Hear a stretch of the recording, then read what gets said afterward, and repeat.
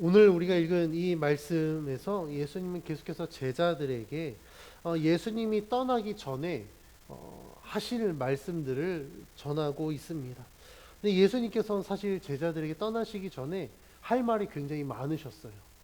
왜냐하면 앞으로 제자들이 감당해야 될 일들이 많았기 때문에 그렇습니다. 예수님의 죽음과 부활의 의미, 예수님이 이제 승천하시는 것과 예수님이 떠나신 이후에 제자들이 예수님이 하셨던 그 사역을 이어받아서 이제는 교회를 세우고 복음을 전해야 되는 그 모든 일들까지 할 말이 굉장히 많았습니다. 그런데 예수님께서 오늘 말씀해 보니까 내가 너희에게 할 말이 많으나 너희가 감당하지 못할 것이다 라고 말씀하고 있습니다. 예수님이 제자들을 떠나신다라는 이야기를 듣고 사실 제자들의 마음속에 가장 큰 것은 두려움이 있었을 거예요. 야, 예수님 떠나시면 우리는 어떻게 하지? 우리가 어떻게 이 일들을 감당하지? 아니면 예수님이 잡히시는 것처럼 우리도 잡히는 거 아니야? 라는 여러 가지 많은 두려움들이 제자들을 사로잡고 있었을 겁니다.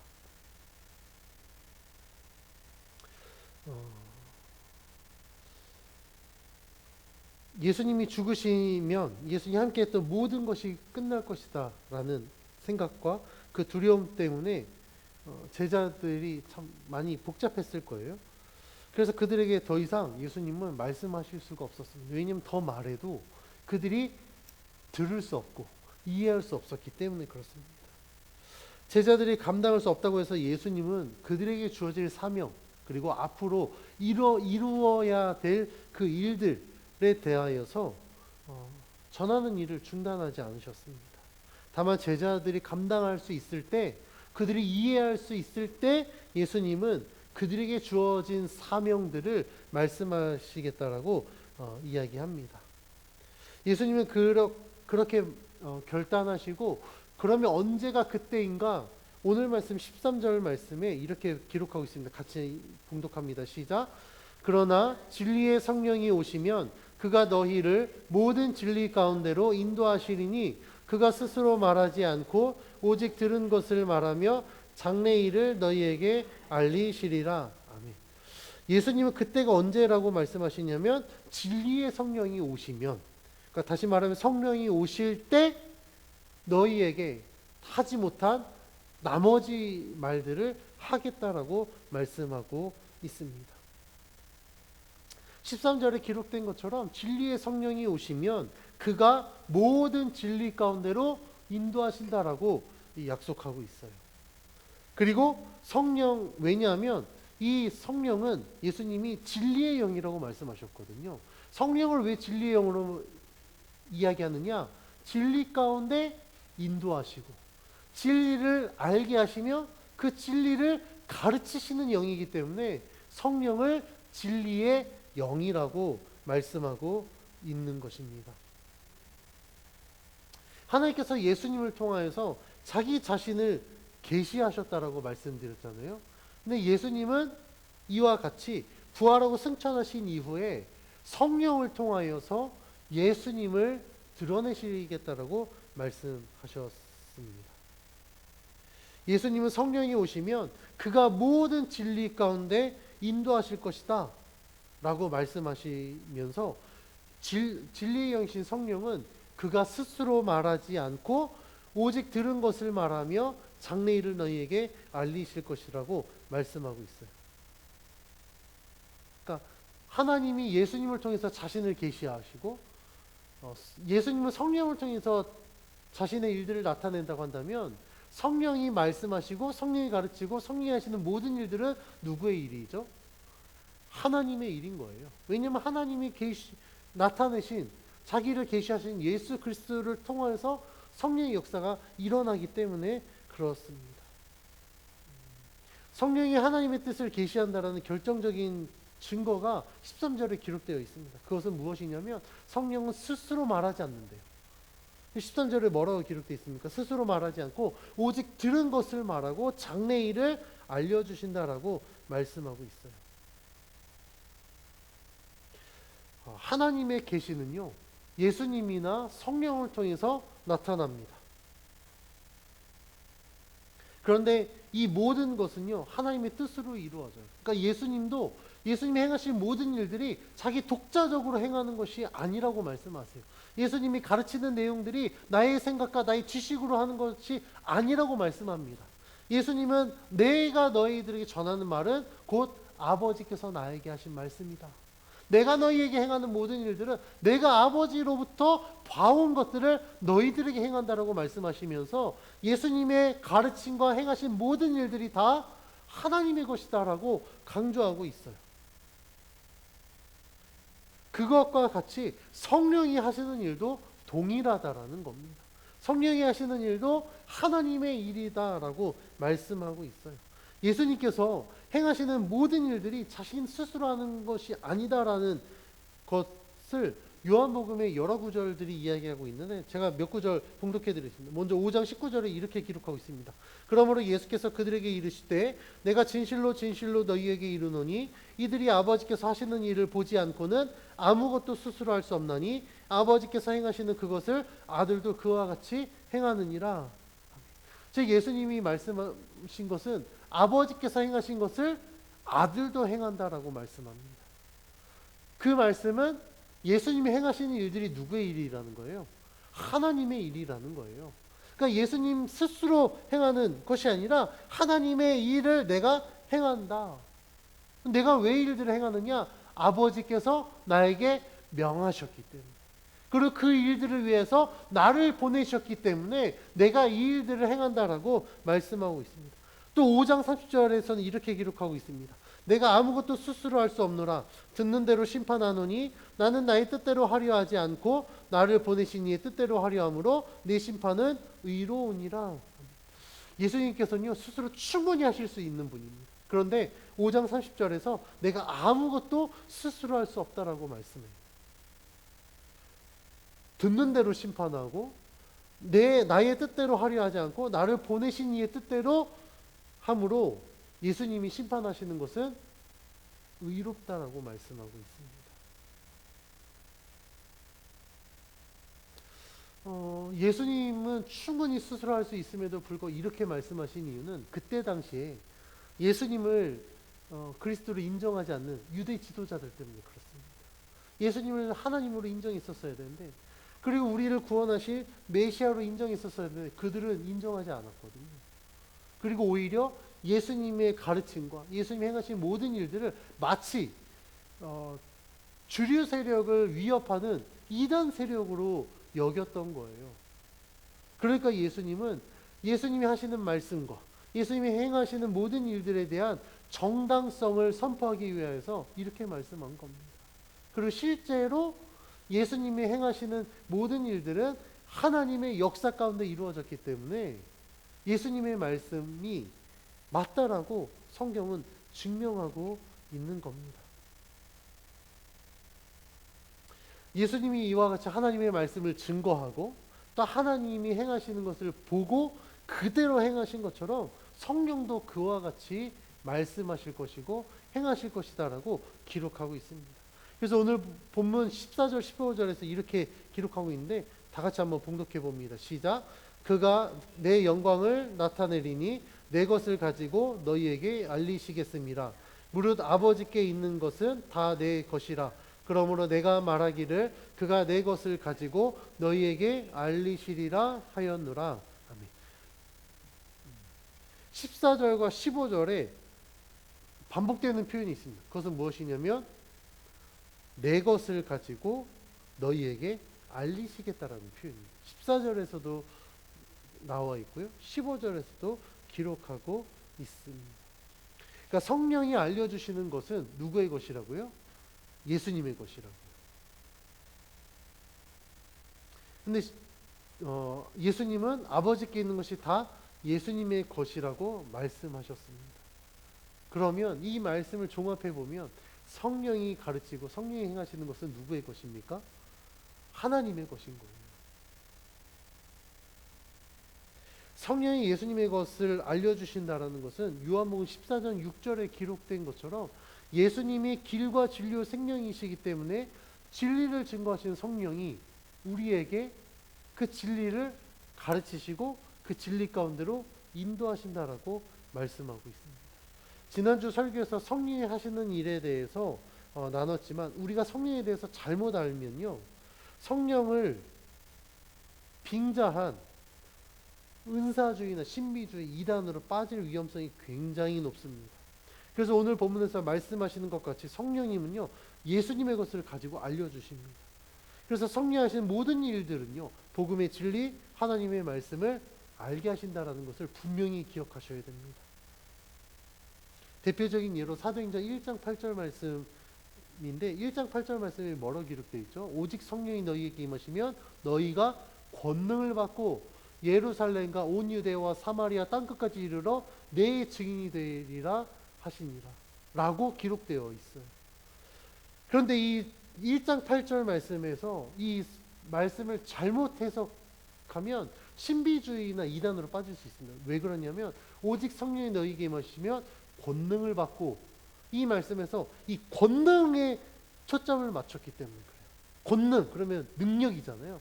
능력, 성령을 받으면 능력이 임합니다. 그래서 막 불러 성령을 받아서 막 은사를 받아야 된다 라고 이야기합니다. 그래서 은사가 실제로 임해요.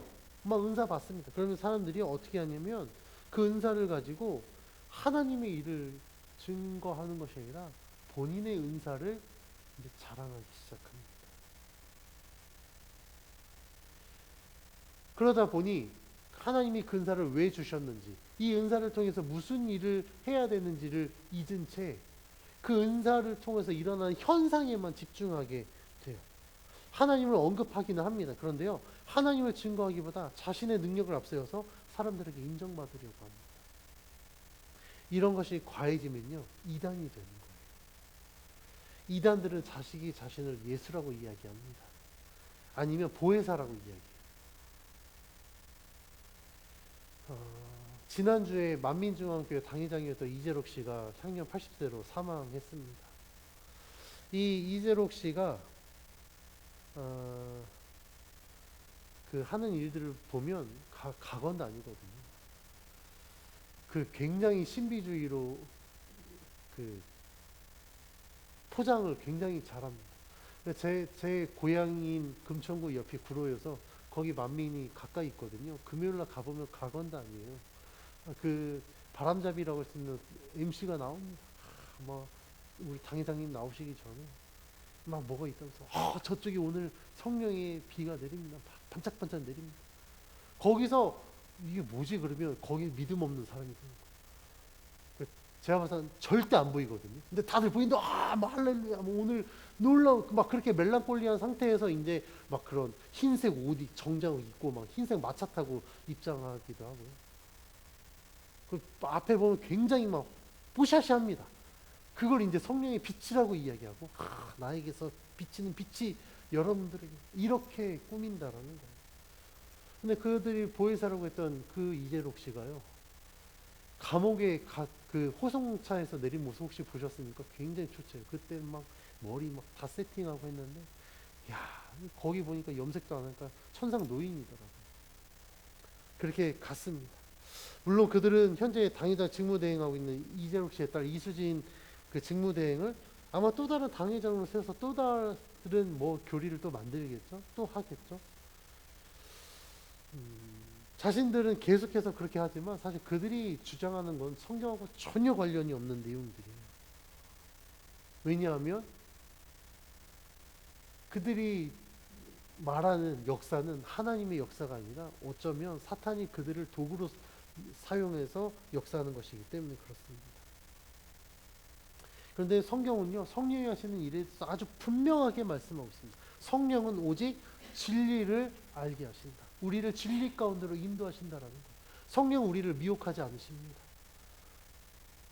그래서 이 말씀대로라고 한다면 성령의 은사는 그럼 왜 주어질까요? 우리를 진리 가운데로 인도하기 위한 거예요. 그러니까 성령의 은사를 통하여서 그 은사의 결과가 진리를 알고 진리 가운데로 가면 그거는 굉장히 성경적인, 굉장히 복음적인 역사다라고 이야기할 수 있습니다. 그런데 막 은사가 있는데 막 병고침하고 막 장풍 쏘면 쓰러지고 막 뭐 통변에서 예언이 나가고 있는데 거기에 복음의 진리는 전혀 없어. 굉장히 무당적인, 되게 그냥 토속신앙적인 요소만 있다라고 한다면, 뭐 몇 월 며칠 너 대학 갈 거야, 너 전공 뭐 갈 거야, 그 이유가 있어야 될 거 아니에요. 그 대학 진학 좋다 이겁니다. 근데 그걸 통해서 하나님이 너를 어떻게 쓰실 거야. 그래서 너는 그렇게 해서 그 자리에서 복음을 증거하는 하나님의 자녀로 살아라. 여기까지 선포되어져야 되는데 무당하고 똑같아요. 그래 너 거기 대학 가고 싶지? 너 이렇게 헌금하고 오늘 안수 받으면 너 그 대학 그과 합격할 거야. 애들한테 그렇게 미혹한다니까요. 복음은 전혀 없습니다. 그러니까 진리는 없이 그런 현상들만 나타나고 병 고침 받았어요. 그럼 이 병 왜 고쳐졌을까요? 이 사람의 능력 과시하라고요? 나 병 고칠 수 있어 자랑하라고 병 고쳤습니까? 아닙니다. 성경에서 예수님이 병 고친 역사들을 보면 예수님은 병 고쳤을 때 분명히 말씀하셨어요. 내 죄가 사함을 받았다. 그 결과로 병이 고쳐진 거예요. 다시 말하면 만약에 기도해서 병이 고쳐졌다라고 한다면 하나님은 그 사람을 구원하기 위해서 병을 고치신 것이지, 그 병 고치는 그 현상들만 바라보고 이 사람을 따라다니라고 병 고친 게 아니라고요. 근데 오늘날 성령을 이야기한다라는 그 사람들이요, 복음의 진리는 이야기하지 않고 그런 현상들만 가지고 사람들을 미혹합니다. 우리 분명히 아셔야 됩니다. 성령의 역사는요, 분명한 목적을 갖고 있어요. 그 목적은 우리를 진리 가운데로 인도하기 위함입니다. 혹시라도 여러분들이 만약에, 저는 저희 교회가 뭐 그런 집회 따라가는 거 저는 절대 반대입니다. 그런데 만약에 그런 데 갔다, 그런 걸 보셨다, 잘 한번 살펴보세요.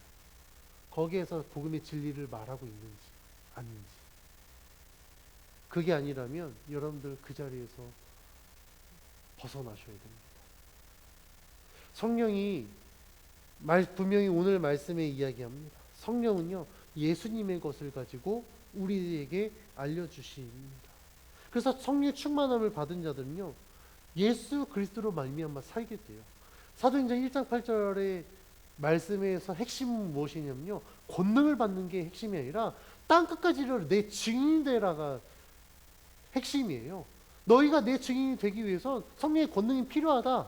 그러니까 성령이 임하실 것이고 너희가 권능을 받을 것이다 라는 겁니다. 절대 권능이 핵심이 아니라는 사실을 우리 성도님들이 분명히 아셔야 돼요. 그러면 왜 내가 성령의 충만함을 받아야 됩니까? 왜 그렇다고요? 증인이 되기 위해서요. 우리가 예수 그리스도를 증거하기 위해서요. 그래서 성령의 충만함을 받으면요, 우리는 내 목적을 이루기 위해서 살아가는 삶이 아니라 주를 위한 삶을 살게 됩니다. 그래서 유기성 목사님이 쓰신 책의 제목처럼 성령의 충만함 받은 자는요, 나는 죽고 예수로 사는 사람이 되는 거예요. 우리가 그렇게 살아갔을 때, 또한 그런 성도들이 모인 교회가 되었을 때 비로소 초대교회와 같이 교회는 세상으로부터 칭송을 받게 될 것이고, 교회를 통하여서 예수를 믿는 우리를 통하여서 날마다 믿는 자의 수가 늘어나게 될 것입니다. 우리는 이러한 삶을 살아야 돼요. 이러한 사명을 감당해야 됩니다. 그런데 우리는 아직 부족하고 연약해요. 그래서 주님이 제자들에게 말씀하신 것처럼 우리들도 아마 지금 주님이 이 자리에 계셨으면 똑같이 말씀하셨을 거예요. 내가 너희에게 할 말이 많으나 너희가 다 감당하지 못할 것이다. 왜 감당하지 못한다고요? 우리가 성령으로 말미암지 않고는 그 일들을 감당할 수 없기 때문에 그렇습니다. 우리가 복음을 증거해서 사람을 회심시키고 교회가 없는 곳에 교회를 세우고 전도하는 일들, 상한 심령들을 회복시키는 이 일들을 우리가 어떻게 감당할 수 있겠습니까? 이건 지식으로 되지 않아요. 어떻게 감당한다고요? 주의 성령이 역사하셔야만 된다고요. 한 사람 회심하는 거는요, 언변이 좋다고 해서 회심시키는 게 아니에요.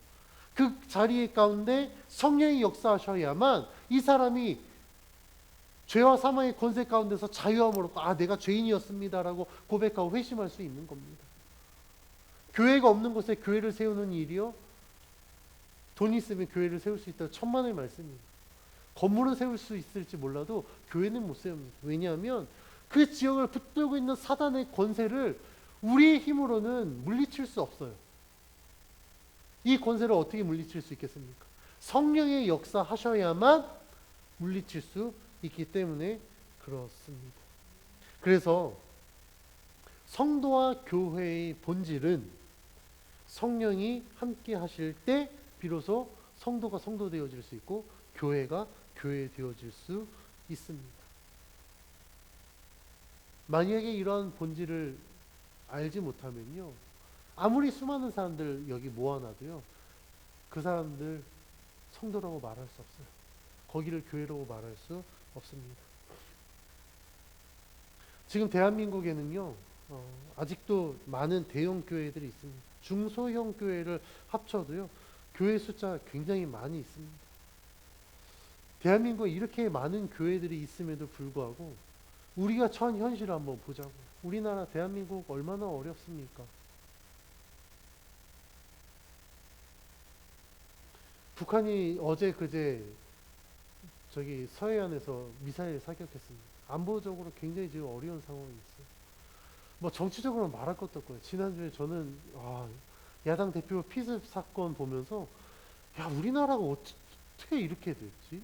아니, 자기 마음에 안 들면 선거 투표로 심판하면 될 것을 굳이 저렇게 물리적인 힘을 가해야 될까?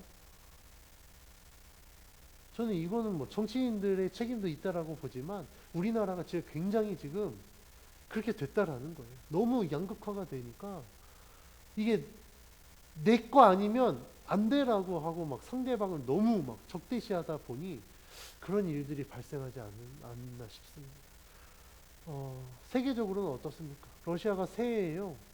지금 뭐 북한으로부터 미사일을 공급받아서 포탄이 풍족한지 몰라도 지금 우크라이나에 엄청나게 지금 공습했어요. 새해에. 지금 그런 상황입니다. 그러니까 우리나라 지금 경제, 저번 주에 말씀드린 경제가 굉장히 이제 안 좋아요. 아니, 교회가 이렇게 많으면 기도해서 하나님의 은혜가 풍성한 나라가 되어야 되지 않겠습니까? 뭔가 좀 안정적인 삶을 살아야 되는데 왜 교회는 많은데 우리나라는 점점 더 이렇게 어려움에 처해 있을까? 제가 목회적 관점을 봤을 때요, 교회는 많은지 몰라도 그 교회들이 교회 본질에서 벗어났기 때문에 그렇다라고 저는 생각이 듭니다. 교회가 성령을 통하여서 정말 복음의 진리 가운데 있다라고 한다면 이런 상황 가운데 어떻게 할까요? 교회가 싸우지 않습니다. 심지어 교회도요, 좌와 우가 나눠져 있어요. 그래서 교회도 싸워요. 목회자들도 싸우더라고요. 지금은 싸울 때가 아닙니다.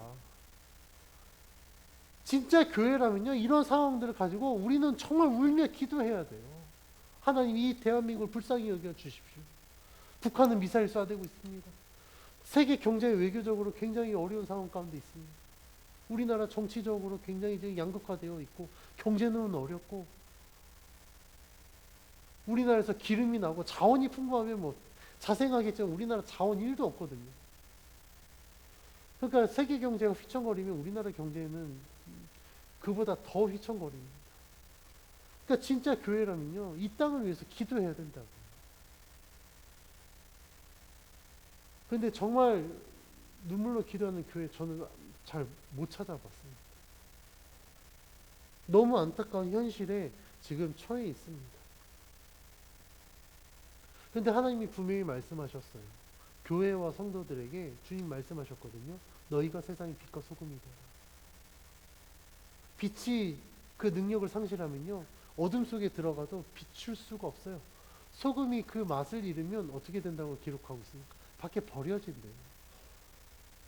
이제 어제처럼 이렇게 눈 오면 아마 눈길에다 그냥 뿌리는 정도로 쓸 뿐, 소금 본연의 역할들을 감당하지 못할 겁니다.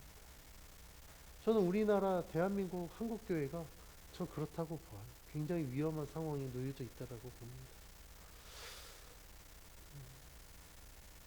그럼에도 불구하고요, 하나님은요, 아직 포기하지 않으셨습니다. 우리들에게 계속해서 말씀하고 있어요. 진리의 영이 너희 가운데 임하라. 너희를 진리 가운데로 인도하실 것이다. 그래서 오늘 본문에서 예수님이 제자들이 말씀하신 것처럼 아마 우리들에게도 동일하게 말씀할 것입니다. 우리가 감당해야 될 일들이요, 굉장히 많아요. 우리가 알아야 될 하나님의 진리도 너무나도 많습니다. 그런데 하나님이 우리들에게 아직은 말하지 않겠다라고 하실 거예요. 왜냐하면 우리가 그거 다 이해할 수 없거든요. 그런데 굉장히 좋은 것인데 그게 이 사람이 감당하지 못할 때 주어지면요, 그 가치를 몰라요. 근데 문제는 정말 필요할 때 그거 또 주잖아. 그거 어떻게 되겠습니까? 아, 그거 나 전에 받았어. 나 전에 다 알고 있는 건데. 근데 그때 또 내가 취해봤더니, 내가 배워봤더니 별거 없던데? 라고 정말 중요한 때에도 그거를 거부해버린다라는 거예요. 그래서 하나님은 우리들에게 말씀하신 겁니다. 너에게 이룰 것이 많고 너희들이 알아야 될 것이 많지만 내가 너희에게 말하지 않겠다.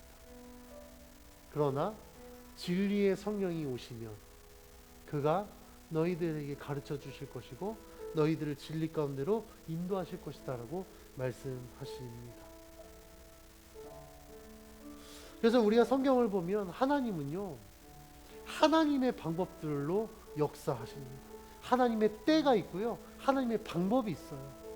근데 그게 나의 그 때와 하나님의 때가 딱 맞으면 얼마나 좋을까요?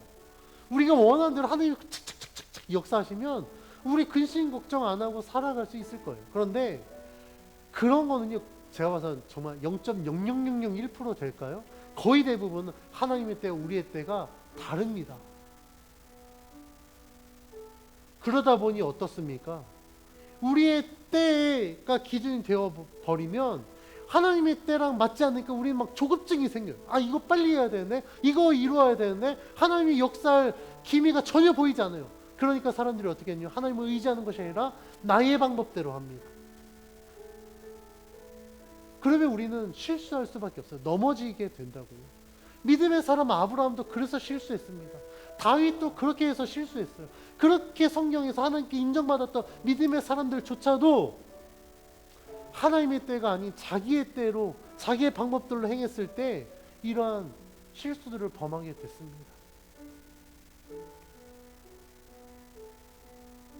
우리가 정말 하나님의 뜻을 이루는 삶을 살기를 원한다면 우리는요, 하나님의 방법으로, 하나님의 때로 하나님이 역사하실 수 있도록 하나님께 맡겨드려야 됩니다. 진리의 영이 오셔서 우리로 하여금 깨닫게 하시고 우리를 진리 가운데로 인도하실 줄 믿고 그 하나님의 때를 기다려야 됩니다. 하나님께서는 그래서 성령을 통해서 우리가 하나님의 말씀을 깨닫고 주의 일들을 감당하게 하십니다. 우리의 지식이나 경험을 통해서 하나님의 뜻을 이루는 것이 아닙니다. 하나님의 뜻은요, 오직 성령을 통하여 이룰 수 있습니다. 저는 이러한 사실을 통해 하나님이 얼마나 인격적인 분이신지 다시 한번 알게 되었습니다. 왜냐하면 맡겨놓고 니네 알아서 해라 라고 하면 하나님 굉장히 비인격적이신 분입니다. 그런데 맡겨놓고 그냥 나몰라라가 아니라 너희가 그것들을 감당할 수 있도록 내가 보혜사를 보내줄게. 그러니 너희가 혼자 끙끙 앓지 말고 성령과 함께 내가 너희에게 명한 일들을 감당해라. 얼마나 인격적이십니까? 얼마나 감사하냐는 겁니다. 그래서 우리는 하나님의 이 말씀을 기억하여서 우리들에게 주어진 삶 속에 성령의 도우심을 의지해야 됩니다. 하나님은요, 우리가 감당할 수 없는 것을 말씀하시지 않습니다. 비록 우리가 부족하고 연약해도 하나님은 우리들에게 말씀하실 때 우리가 그것들을 감당할 수 있기 때문에 우리들에게 말씀하십니다. 우리가 감당할 수 있는 이유는 보혜사 성령이 우리와 함께 하시기 때문에 그렇습니다. 우리들은 부족하고 연약하나 주의 성령께서 우리와 함께 하시면 우리는 그 하나님의 뜻을 깨달을 수 있고 하나님의 일들을 감당할 수 있습니다.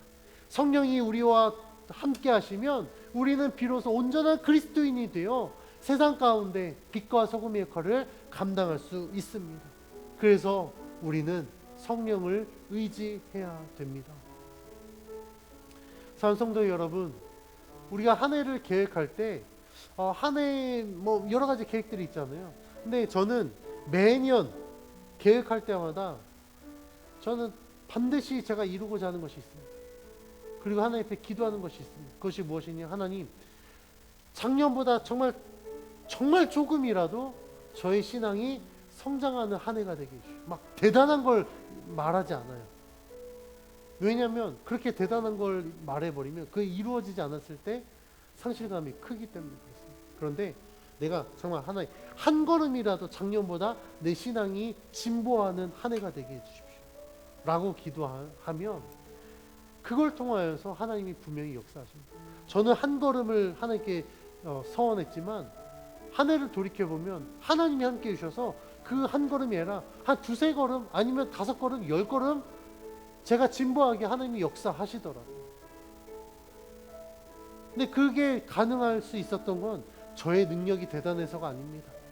오늘 말씀에 기록하는 것처럼 성령이 함께 하시니까, 그리고 제가 성령께 순종했을 때 비로소 그 일들이 이루어질 수 있습니다. 우리 성도님들도 이와 같은 삶을 살기를 주의 이름으로 축원합니다.